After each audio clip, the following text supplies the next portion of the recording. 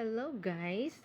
So for today's video is I will show you or I will teach you how to block ads on your Android phone. So we have tips on how to block the ads that pop up in your cell phone, so especially in your Android phone.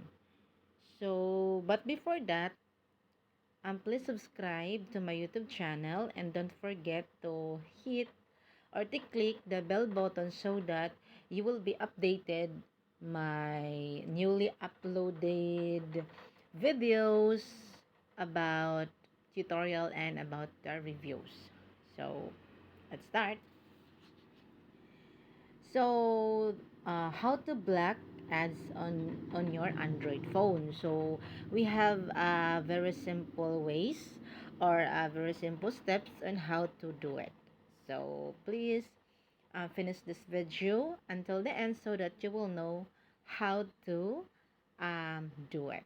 Okay, so there's a way to block website ads on any Android phones, so in your Android phone. So first we need to do is we will go to settings. We'll find the settings here. Yeah, this one. So we will click the settings, and we need to scroll down, and then you'll find the connections.